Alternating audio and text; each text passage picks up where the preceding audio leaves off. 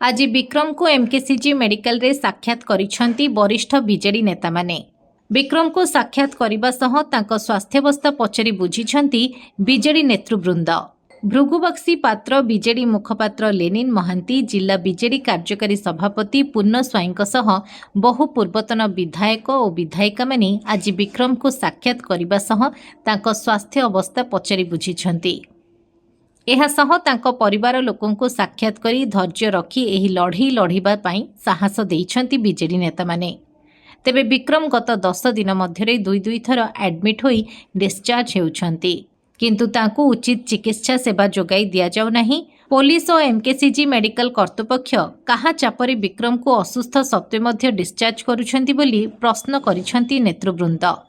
विक्रम केवल एही मामलारे जणे विचाराधीन बंदी नुहंती, बरम भारतर श्रेष्ठ आंचलिक दलर वरिष्ठ नेता, पूर्वतन विधायक तथा जिला बीजेडी सभापति मध्य। तेणु मामलार जेभଳି विचारणा चलीछि ताहा चालिबाकू सरकार दियंतु।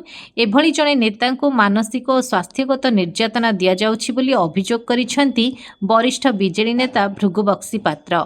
न्यायिक प्रक्रिया उपरे विश्वास रही। निश्चित भावे विक्रम पंडा निर्दोष खलास हेबे बोली कहिसेंती बीजेडी नेता माने।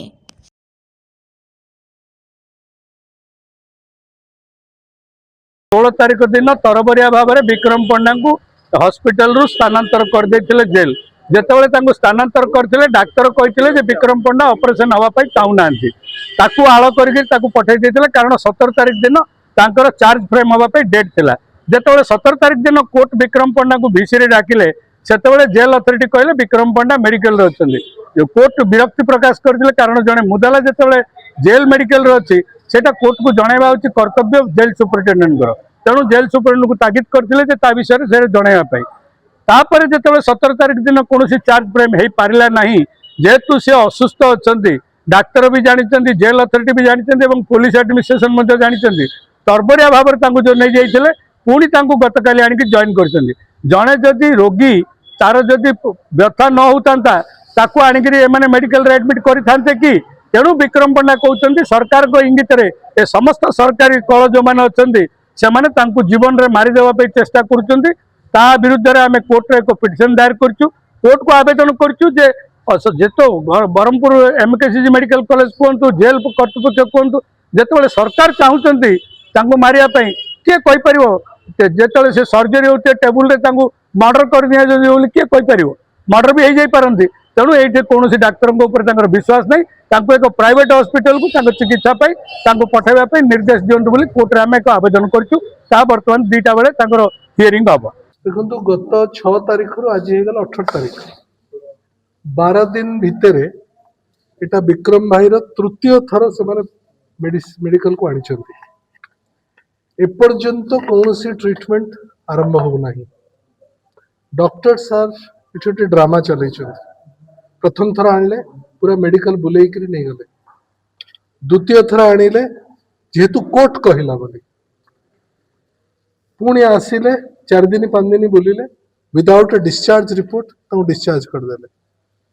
दिन डाक्तर आसी कहते काली कि तुम हम ऑपरेशन ऑपरेशन हम तो फिर वकिल साइड कथबार्ता हवा दरकार, जेल साइड कथा पड़ो। He is a property of the jail, he is under trial prisoner.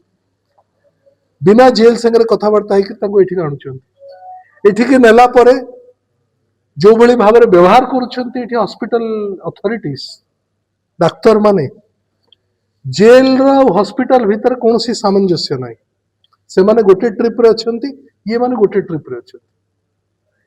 हम तो बुझी पारुनु जे एभली ट्रीटमेंट जड़े पूर्वतन विधायक को who is an under trial, जड़े जिलार सभापति गोटे एते बड़ राजनीतिक दलर एते मीडिया हाइप ताकू करई छंती। Police is responsible for everything. देखो कौन को ना परिस्थिति भितर फेरा जाइथिला 2 दिन तले पुणी आउ थे आवश्यक है मेडिकल को आसछंती। मेडिकल कर्तृपक्ष ट्रीटमेंट रो व्यवस्था देखुछंती एवं जहाँ आईनगत आवश्यकता ये करुछंती एडवोकेट माने अछंती।